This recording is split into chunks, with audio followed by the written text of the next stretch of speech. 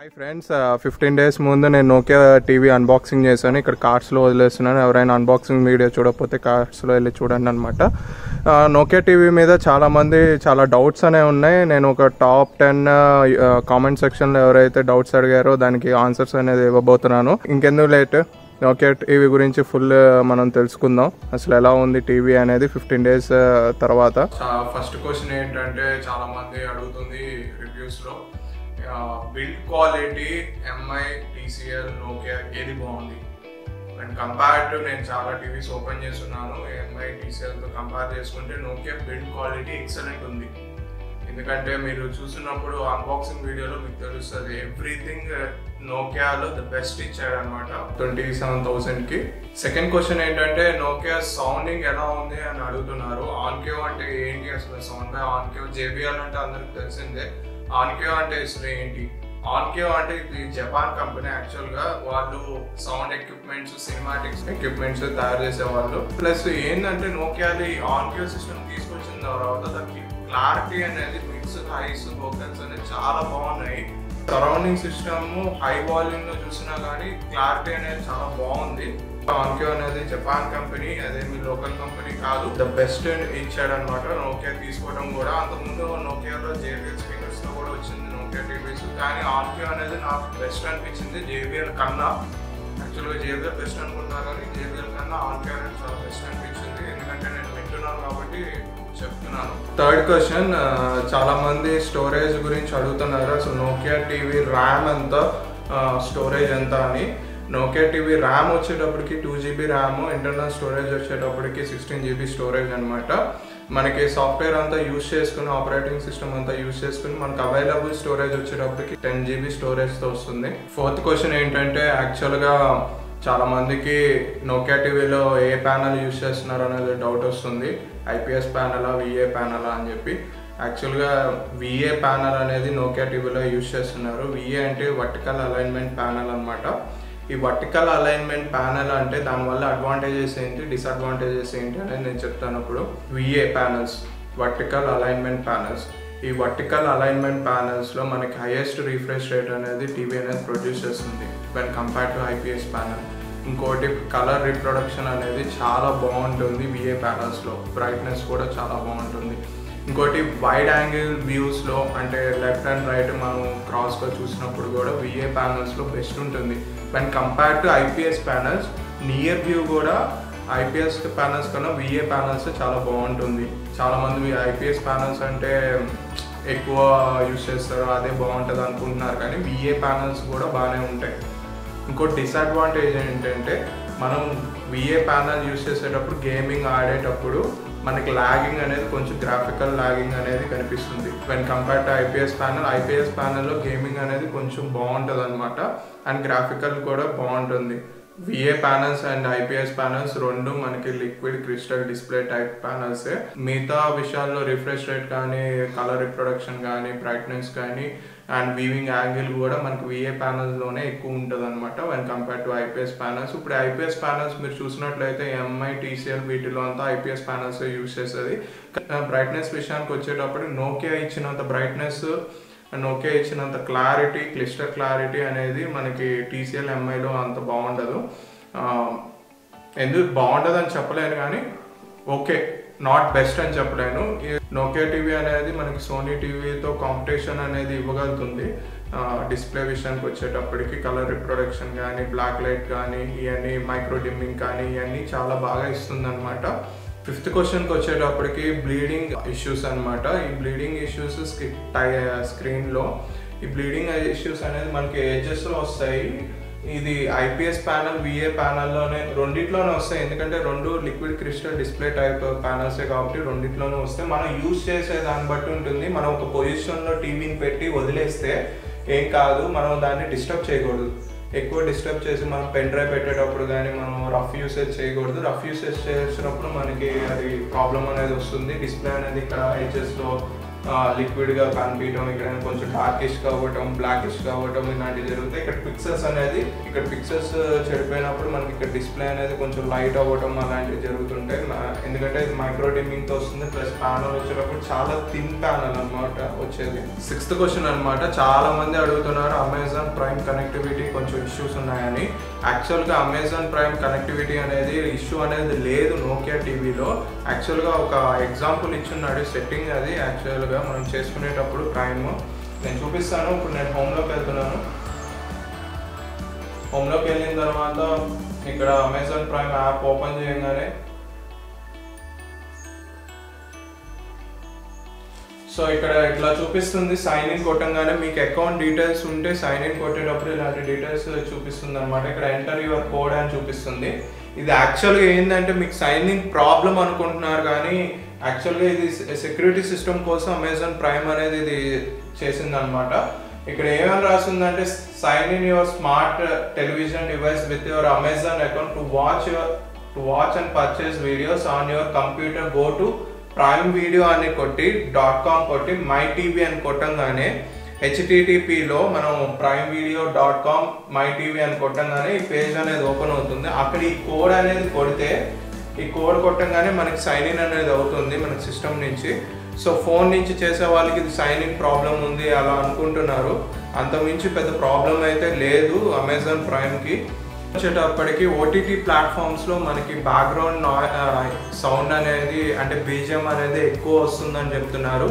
And voice అనేది చాలా తక్కువ వస్తుంది, బీజిఎం ఎక్కువ వస్తుంది అంటున్నారు. అది టీవీ ప్రాబ్లం కాదు. నేను చాలామంది కామెంట్లో రిప్లై ఇచ్చాను. యాక్చువల్గా అది ఓటీటీ ప్రాబ్లమ్.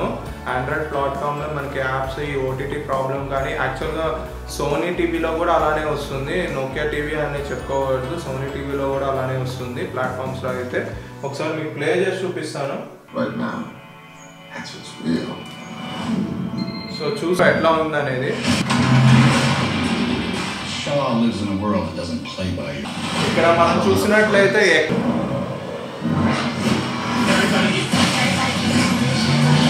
ఆ గేరింగ్ సిస్టమ్ కూడా మనకి సౌండ్ అనేది డిఫరెంట్గా అనిపిస్తుంది. సో అర్థమైంది కదా ఓటీటీ. సో అర్థమైంది అనుకుంటున్నాను. ఎక్కడ నోకియా టీవీ అనేది ప్రాబ్లం లేదు. సౌండ్ సిస్టమ్ అనేది ఎక్సలెంట్ ఉంది. ఓన్లీ ప్లాట్ఫామ్లోనే మనకు ప్రాబ్లం ఉంది. ఇది ప్రైమ్ ఒకటే కాదు, నెట్ఫ్లిక్స్లో కూడా అదే ప్రాబ్లం ఉంది అంటున్నారు. అది ఓటీటీ ప్లాట్ఫామ్ తప్పు, కానీ నోకియా టీవీ తప్పు కాదు. నెక్స్ట్ క్వశ్చన్ ఏంటంటే చాలామంది ఫోన్ నుంచి టీవీకి ఎలా కనెక్ట్ చేయాలి, క్రోమ్కాస్ట్ ఎలా కనెక్ట్ చేయాలనేది చాలా డౌట్స్ అనేది అడుగుతున్నారు. యాక్చువల్గా యూట్యూబ్ పేజ్ ఓపెన్ చేయగానే మీరు ఒకే WiFi TV and phone connect అయి ఉంటే మీకు ఇక్కడ ఫోన్ ఓపెన్ చేయగానే ఇక్కడ పైన సింబల్ కనిపిస్తుంది క్రోమ్కాస్ట్కి. ఈ కాస్టింగ్ సింబల్ కొట్టంగానే మనకి టీవీ ఆండ్రాయిడ్ టీవీ అనేది కనిపిస్తుంది.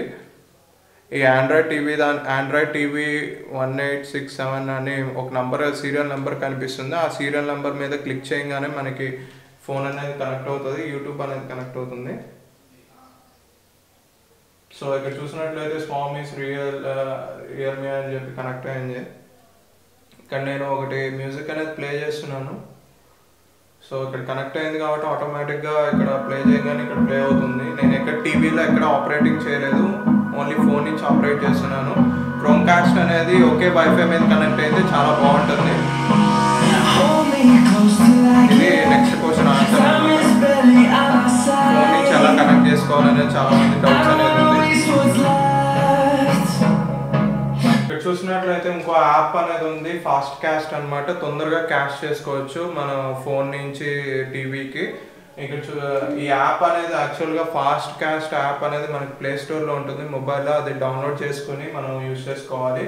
చూసినట్లయితే క్రోమ్కాస్ట్ ఇచ్చింది, ఐఫోన్ షేర్ అని ఉంది, క్యాస్ట్ లోకల్ మీడియా అని ఉంది, క్యూఆర్ క్యాస్ట్ అని ఉంది. ఈ క్యూఆర్ క్యాస్ట్ యాక్చువల్గా ఏంటంటే మన ఫోన్లో ఫాస్ట్ క్యాస్ట్ అనే యాప్ని డౌన్లోడ్ చేసుకుని ఇక్కడ ఈ కోడ్ని స్కాన్ చేసినట్లయితే మన ఫోను టీవీ అనేది తొందరగా కనెక్ట్ అయిపోతుంది. అలా యూజ్ చేసుకోవచ్చు. మనం ఫోన్ని యాక్చువల్గా టీవీలో పెట్టి యూజ్ చేసుకోవచ్చు. ఏం యాప్స్ మనం ఓపెన్ చేస్తే ఇక్కడ టీవీలో కూడా అదే యాప్స్ అనేది ఓపెన్ అవుతాయి అన్నమాట.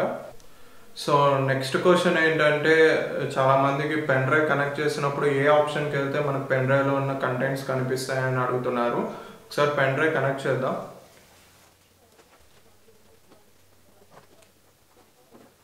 First home page pen drive connecting అయిన తర్వాత ఇక్కడ చూపిస్తుంది ఏ పెన్ డ్రైవ్ కనెక్ట్ అయినట్లు.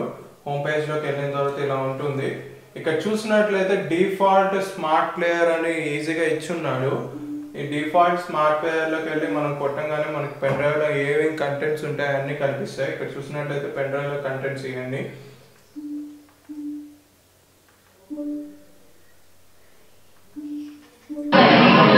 పెన్ డ్రైవ్లో కంటెంట్స్ అనమాట. పెన్ డ్రైవ్లో ఏమేమి ఉన్నాయి అన్నీ కనిపిస్తున్నాయి. ఫొటోస్ కానీ మనం ఇక్కడ అన్నీ వెళ్ళి చెక్ చేసుకోవచ్చు. యాక్చువల్గా పెన్ డ్రైవ్ పెట్టినప్పుడు ఏ ఆప్షన్కి వెళ్ళాలని చాలామంది అడిగి ఉన్నారు. ఇది మనకి స్మార్ట్ ప్లేయర్ అనే ఒక యాప్ ఉంటుంది. ఆ యాప్లోకి వెళ్తే మనకి పెన్ డ్రైవ్లో ఉన్న కంటెంట్స్ అన్నీ తెలుస్తాయి అన్నమాట. యాక్చువల్గా నెక్స్ట్ క్వశ్చన్ ఏంటంటే 9th క్వశ్చన్ ఏంటంటే చాలామంది టీవీని మానిటర్ లాగా యూజ్ చేసుకోవచ్చు అని అడుగుతున్నారు. యూజ్ చేసుకోవచ్చు, వెనకాల HDMI పోర్ట్స్ ఇచ్చున్నారు అనమాట. మనకు మానిటర్ లాగా యూజ్ చేసుకోవచ్చు. కానీ గ్రాఫికల్ కంటెంట్ వచ్చేటప్పటికి 2 GB ర్యామ్ ఉంది. యాక్చువల్గా ర్యామ్ అయితే ఉంది, కానీ ఆ ర్యామ్ అనేది గ్రాఫికల్ కంటెంట్ ర్యామ్ కాదు. సో మనం మానిటర్గా యూజ్ చేసుకునే ముందు బిగ్ స్క్రీన్గా యూజ్ చేసుకోవచ్చు, కానీ నార్మల్ యూసేజ్కి కానీ యాక్చువల్ గేమింగ్ పర్పస్కి అయితే ఇది పనికిరాదు. ఓకేనా, ఇది చాలామంది అడుగుతున్నారు మానిటర్ లాగా యూజ్ చేసుకోవచ్చా అని. నేనైతే నా పర్సనల్ సజెషన్ అయితే యూజ్ చేసుకోవచ్చు, కానీ యాక్చువల్ మానిటర్ సిస్టమ్ మానిటర్ అనేది మనకి ఎక్కువ రిఫ్రెష్ రేట్ ఉంటుంది, ప్లస్ గ్రాఫికల్ అనేది ఎక్కువ ప్రజెంట్ చేస్తుంది. దీంట్లో అంత కేపబుల్ అనేవి ఉండవు. టీవీ అనేది టీవీ పర్పస్కే యూజ్ చేయాలి, మానిటర్ అనేది మానిటర్ పర్పస్కే యూజ్ చేయాలి. రెండు కంబైన్ చేయబాకండి. యాక్చువల్గా చేసుకోవచ్చు, ఎమర్జెన్సీ కేసెస్కి వాటికి అయితే చేసుకోవచ్చు, కానీ పర్మనెంట్గా వాడాలంటే యూజ్లెస్ అని చెప్పగలుగుతాను. నెక్స్ట్ క్వశ్చన్ చూసినట్లయితే ఇక్కడ సెట్టింగ్స్ అనేది చాలా మందికి అర్థం కావట్లేదు. ఎలా సెట్ చేసుకోవాలి, అసలు ఇన్పుట్స్లో ఏమేమి ఆప్షన్స్ ఉన్నాయని చాలా మంది అడుగుతున్నారు. ఆల్రెడీ అన్బాక్సింగ్ వీడియోలో నేను సెటప్స్లో సెట్టింగ్స్ అనేది చూపించాను, కానీ డీటెయిల్గా కావాలి అంటున్నారు. సో దీని సెట్టింగ్స్లోకి వెళ్ళినప్పుడు ATV ఉంది, కేబుల్ ఉంది, యాంటీనా ఉంది, HDMI 1 పోర్ట్ ఉంది, 2 పోర్ట్ ఉంది, 3 పోర్ట్ ఉంది, AV ఉంది అనమాట. మనకు ఇప్పుడు నేను టాటా స్కై పెట్టించున్నాము. సో టాటా స్కై HDMI 1లోకి వెళ్ళినట్లయితే టాటా స్కై మనకి కనిపిస్తుంది.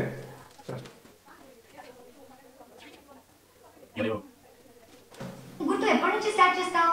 నా లక్కీ డేట్ 3వ తారీఖు నుంచి మొదలు పెడతా. ఆ విన్నా కట్ట విన్నా సింగే సాంగ్ దింగే దాంగ్ STOP స్టాప్ గూగుల్.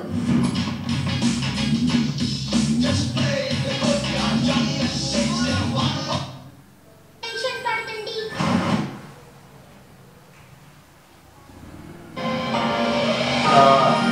క్వాలిటీ చూసినట్లయితే యాక్చువల్గా హెచ్డి ఛానల్ క్వాలిటీ చూసినట్లయితే బెస్ట్ ఫ్రీక్వెన్సీ మనకి టాటా స్కై నుంచి వస్తుంది. అండ్ క్వాలిటీ కూడా టాటా స్కై బెస్ట్ ఇస్తుంది HD టీవీస్కి అండ్ 4K టీవీస్కి. చూస్తుంటేనే మీకు తెలుస్తుంది, చాలా క్లారిటీ అనేది ప్రజెంట్ చేస్తుంది టాటా స్కై. సో మనం ఎంత క్లారిటీ టీవీకి ఇస్తే టీవీ అంత ఎగ్జిబిట్ అవుతుంటుంది. సో మీరు చూసినట్లయితే ఇది సినిమా క్లారిటీ మీకు అర్థమవుతుంది, చాలా బాగుంది HD ఛానల్లో చూసినట్లయితే. సో HDMI సెట్టింగ్స్ అయిపోయిన తర్వాత మనం ఇక్కడ సెట్టింగ్స్లోకి వెళ్ళిన చూసినట్లయితే ఇక్కడ నెట్వర్క్ అండ్ ఇంటర్నెట్ సెట్టింగ్స్ ఇచ్చింది. యాక్చువల్గా వైఫై కనెక్ట్ చేసి ఉంది. ఇక్కడ ఏమో గూగుల్ అకౌంట్ సైన్ ఇన్ ఉంది. మనకి ఇక్కడ యాప్స్ అనేవి కనిపిస్తున్నాయి. ఏవైతే మనం ఇంత ప్రీవియస్గా యూజ్ చేసామో అవన్నీ కనిపిస్తున్నాయి. కిందకి వెళ్తే app permissions, special app access అని ఇచ్చున్నారు. మనం ఏదైనా normal third party app use చేసినప్పుడు ఇక్కడ యాక్సెస్ అనేది తీసుకోవాలి. ఇక్కడ చూసినట్లయితే ఇక్కడ యాక్సెస్ అనేది కనిపిస్తుంటుంది థర్డ్ పార్టీ యాప్ ఇన్స్టాల్ చేసినప్పుడు. ఇక్కడ డివైస్ ప్రిఫరెన్స్లోకి వెళ్ళినప్పుడు అబౌట్ ఉంటుంది. అబౌట్ నేను ఆల్రెడీ అన్బాక్సింగ్లో చూపించాను. డేట్ అండ్ టైం సెట్ చేసుకోవచ్చు. లాంగ్వేజ్ ఉంది, కీబోర్డ్ ఉంది. అండ్ సౌండ్కి వచ్చేటప్పటికి ఇక్కడ సిస్టమ్ సౌండ్స్, సరౌండెడ్ సౌండ్స్ అనేది 2 ఫార్మాట్స్ ఇచ్చున్నాడు. అది కూడా సెలెక్ట్ చేసుకోవచ్చు. ఇక్కడ స్టోరేజ్ విషయానికి వెళ్ళినట్లయితే ఇంటర్నల్ నేను చెప్పినట్టు 10 GB స్టోరేజ్ స్పేస్ అనేది ఉంది. ఇక్కడ హోమ్ స్క్రీన్లోకి వెళ్ళినప్పుడు మనకి ఇక్కడ చాలా యాప్స్ అనేవి ఉన్నాయి. ఇక్కడ గూగుల్ అసిస్టెంట్ కూడా ఉంది, క్రోమ్ క్యాస్ట్ బిల్ట్ ఇన్ ఉంది, స్క్రీన్ సేవర్ ఉంది, లొకేషన్ ఉంది, యూసేజ్ అండ్ డయాగ్నోస్టిక్స్ ఉంది అనమాట. యాక్సెసిబిలిటీ ఉంది, రీబూట్ ఉందన్నమాట. రీబూట్ మాత్రం నొక్కబాకండి. మీరు ఏవైతే సెట్టింగ్స్ అన్ని చేంజ్ చేసుకున్నారో అన్నీ న్యూ స్టార్ట్ అయిపోతుంది. సో రీబూట్ అనేది వెళ్ళబాకండి. ఇక రిమోట్ యాక్సెసింగ్ ఇది మనకి బ్లూటూత్ ద్వారా కనెక్ట్ అవుతుంది రిమోట్ అనేది టీవీతో.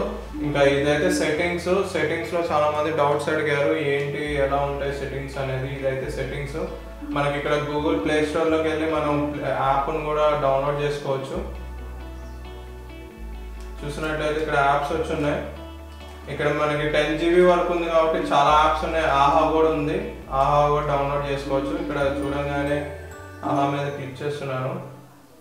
ఇక్కడ ఆహా కొట్టంగానే ఇన్స్టాల్ అవుతుంది, డౌన్లోడ్ అవుతుంది. ఇక్కడ డౌన్లోడింగ్ పెండింగ్ అని వచ్చింది అనమాట. సో ఆహా అనేది డౌన్లోడ్ అవుతుంది. మనకి ఇక్కడ చాలా యాప్స్ ఉన్నాయి, అలాగే ఇక్కడ గేమ్స్ కూడా ఉన్నాయి. నేను చెప్పేది ప్రకారం అయితే గేమ్స్ యూజ్ చేయకపోయినా మనకి గ్రాఫికల్ అనేది అంత ఎగ్జిక్యూట్ చేయలేదు ఏ టీవీ అయినా.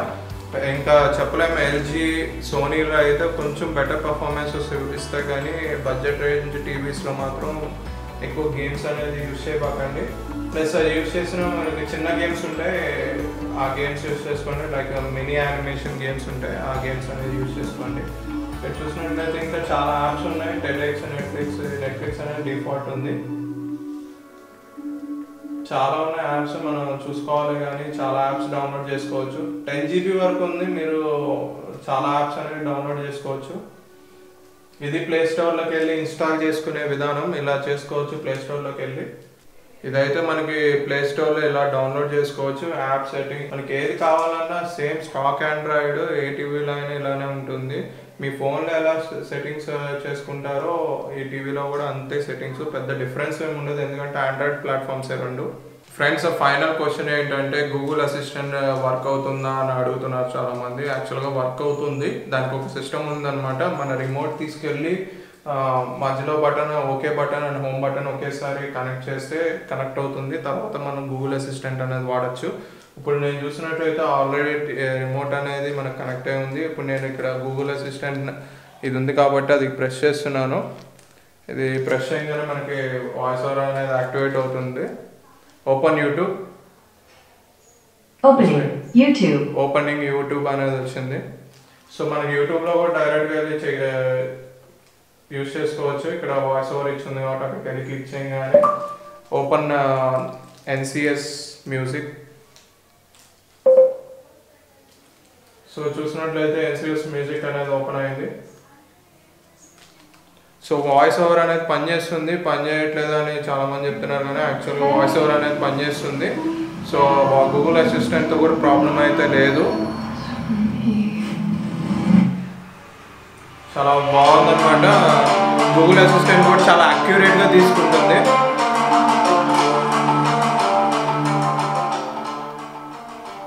గూగుల్ అసిస్టెంట్ కూడా చాలా అక్యురేట్గా తీసుకుంటుంది. ఓపెన్ యూట్యూబ్ అని కొట్టంగానే చెప్పంగానే ఓపెన్ యూట్యూబ్ అవుతుంది అనమాట. సో మళ్ళీ ఒకసారి ట్రై చేద్దాం. Open prime video, opening prime video అని వచ్చింది. ప్రైమ్ వీడియో యాప్ అనేది ఓపెన్ అయింది. సో కనెక్టివిటీలో అయితే ఇష్యూస్ ఏం లేదు. చాలామంది ఇష్యూస్ అని చెప్పి కనెక్టివిటీ ఇష్యూస్ అంటున్నారు. యాక్చువల్గా అయితే సాఫ్ట్వేర్ అప్డేట్ వల్ల కొన్ని ఆప్షన్స్ అనేది పైకి కిందకి అలా చేంజ్ అవుతున్నాయి. అవి మనం కరెక్ట్గా చూసుకుంటే తెలిసిపోతుంది. కనెక్టివిటీ ఇష్యూస్ కూడా పెద్ద ప్రాబ్లం అయితే లేదు. యాక్చువల్గా ఆండ్రాయిడ్ ప్లాట్ఫామ్లో అసలు ప్రాబ్లం అనేది రాదు కనెక్టింగ్ ఇష్యూస్ వచ్చేటప్పటికి. సో నోకియా టీవీలో అయితే ఆల్ పర్ఫెక్ట్ అని చెప్పాను. బడ్జెట్ రేంజ్లో ఎక్సలెంట్ టీవీ అని చెప్పగలుగుతాను.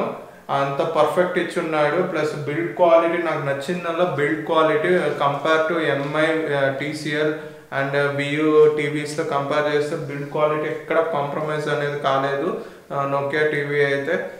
సో ఈ 10 క్వశ్చన్ డౌట్స్ అనేది మీకు క్లియర్ అయింది అనుకుంటున్నాను. Hope you like it. And ఈ వీడియో నచ్చినట్లయితే లైక్ చేయండి, షేర్ చేయండి, సబ్స్క్రైబ్ చేసుకోండి. Thanks for watching. Have a nice day. By by.